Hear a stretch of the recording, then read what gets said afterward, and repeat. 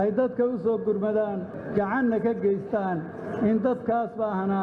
ee macaluusha u dhimanayay ay si nabada u gaadhsiiyaan gargaarkii bani'aadamnimo ee loogu talagalay burburkii dawladdii dhexe kadib waxaa dadka Soomaaliyeed loo soo qabtay shirar kala duwan oo loogu qabtay dalka dibadiisa si loo nabadeeyo dawladna loogu dhiso lagumana guulaysan intoodii badnayd iyada oo markii dambe shirweynihii carta ee 2020kii loogu qabtay miradhal gundhig u noqda dawladnimada maanta ka jirta dalka si ay ahaataba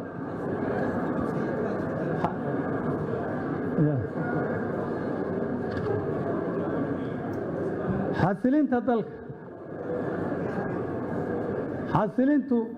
waa arrin ku xidhan heshiis dadweynaha Soomaaliyeed iyo dhismaha ciidan Soomaaliyeed oo loo dhan yahay waxaan soo tijaabinay oon goobjoog u noqonnay dhammaanteen Disembar 92 ilaa Maarso 95 dalkan waxaa joogay ciidamo shisheeye oo tiradoodu gaarayso 36,000 oo hogaaminayaan dawladaha ugu awoodda badan dunida hase ahaatee Soomaaliya heshiislaanta Soomaaliya daraaddeed ayay barqa ka huleeleen dalka iyagoon wax la sheego oo ay ka qabteen arrimaha amniga aysan jirin marka laga reebo arrimihii bani'aadamnimo oo haddii aynan ciidamada intaafima lahaayeen 1992 ay kumaanku qof oo maanta nooli u dhiman lahaayeen macaluul awgeed ciidamada ajnabiga ee haatan noo joogaana waxba kama duwana kuwii hore haddaan la helin ciidan Soomaaliyeed iyo heshiis Soomaaliyeed oo la wareega sugidda amniga dalka lagana gaarayo amni iyo deganaansho ka dhalata dalka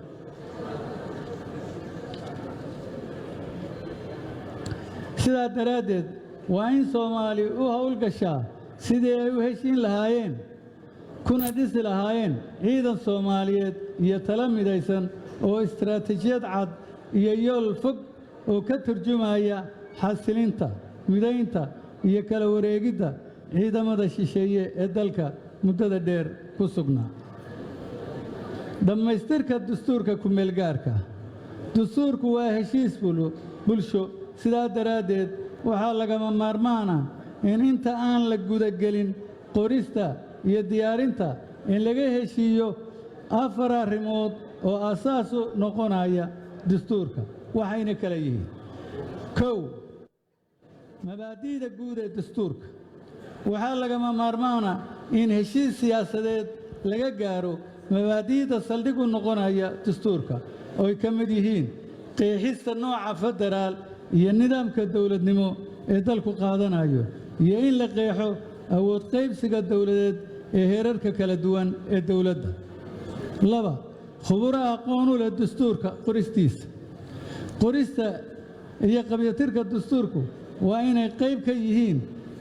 khubaro lagu soo xulay aqoon waayo aragnimo cadaalad iyo hufnaan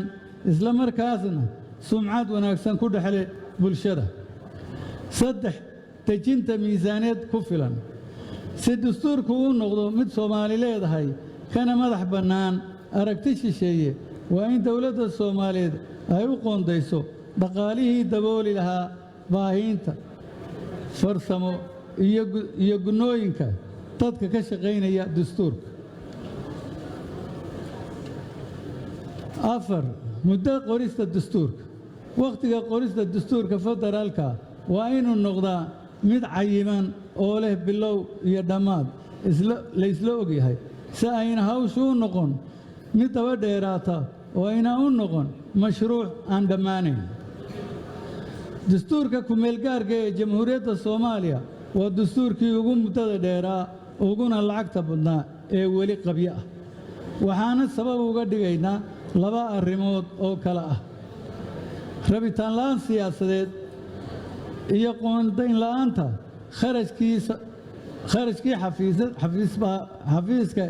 ee madax bannaan oo guddiyadu ku howlgeli lahaayeen dastuurka ka shaqaynaya dastuurku wuxuu soo maray marxalado kala duwan oo ay ugu muhiimsanaayeen kuwa soo socda juun 2006 waxaa la sameeyey guddi madax bannaan oo dastuurka federaalka oo ka koobnaa 15 xubnood oo ku fadhiyey nidaamka 4.5 sanadkii 2009 markii la laabay baarlamaankii federaalka oo ahaa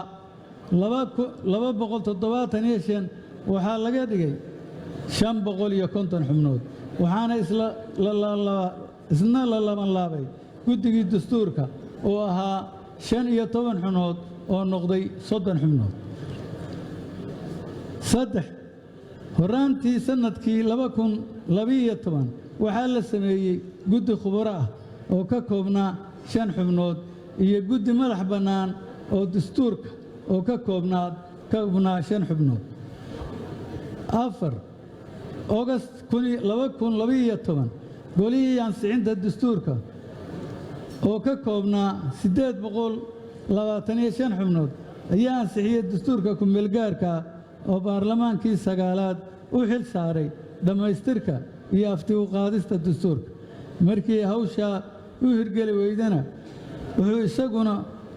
xilkii dhammaystirka iyo afti u qaadidda dastuurka ku wareejiyey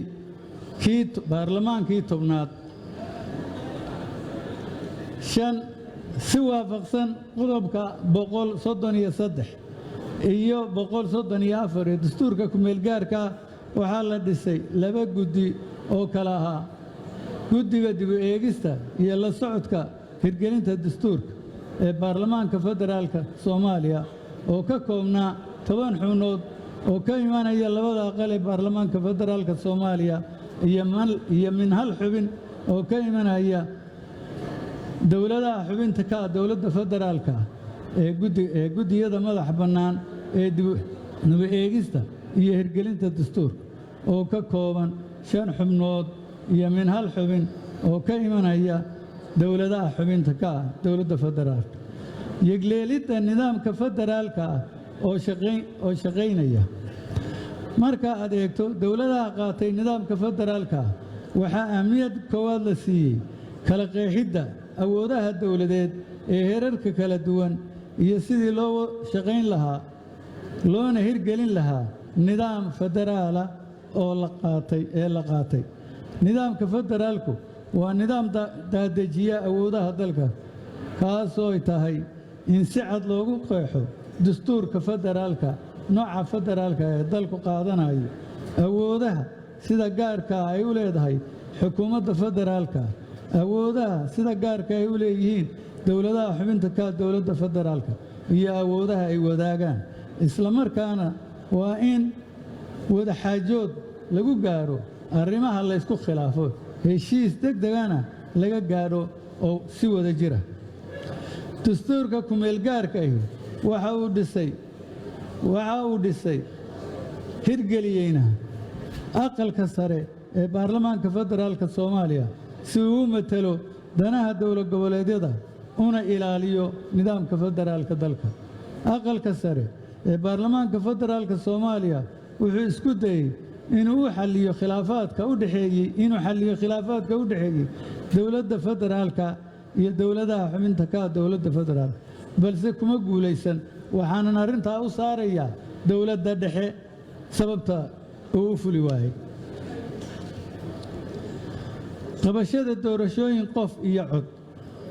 qabashada doorashooyinka qof iyo cod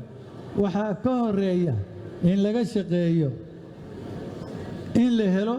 arrimaha saldhig u ah qabashada doorashada qof iyo cod waxaana ugu muhiimsan 1 helista xasilooni siyaasadeed iyo mid amni 2 dhammaystirka dastuurka federaalka iyo dhammaan shuruudaha kale ee looga baahan yahay doorasho qof iyo cod ah 3 dib u heshiisiin Soomaaliyeed oo ka wada qayb galaan qaybaha kala duwan ee bulshada Soomaaliyeed 4 xisbiyo siyaasadeed oo ku dhisan aragti siyaasadeed shan dhismaha guddiga adeega garsoorka iyo maxkamadda dastuuriga oo xal ka gaara haddii khilaaf ka yimaado natiijada doorashooyinka. 6 helista dastuur loo dhan yahay iyo helista dastuur loo dhan yahay oo dalku yeesho. 7 tirakoob iyo diiwaangelin codbixiyayaasha ka qayb qaadanaya doorashada. 8 in laga heshiiyo xuduudaha ay kala yeelanayaan dowladaha xubno ka dowladda federaalka.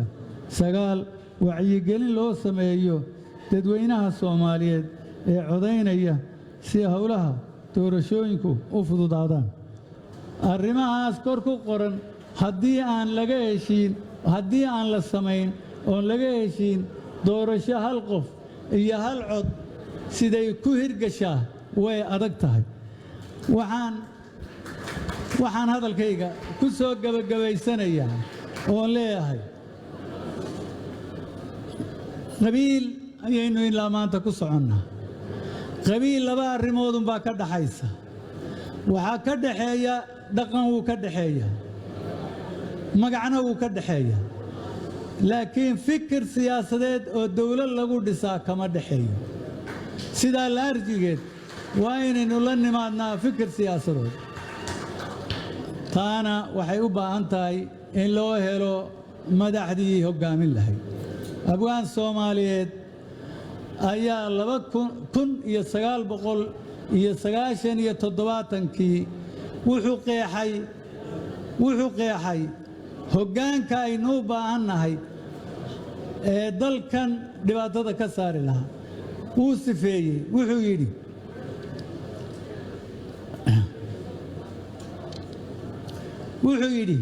yaa colaadda damin kara, dabka yaa bakhtiin kara, yaa dooni kara nabad, dalka dibudhiskiisiyo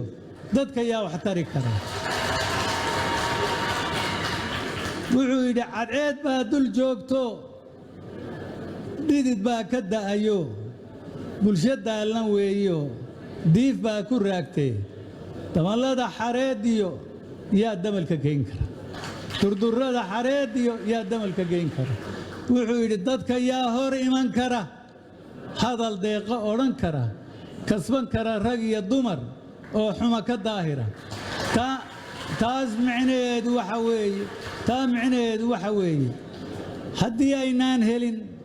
xisbi fikir siyaasadeed leh oo madaxii ka soo baxdo, waxaan qabaa reer hebel aynu ku meeraysanayno dawlad kuma noqonayno. aad iyo aad ayaad u mahadsantihiin.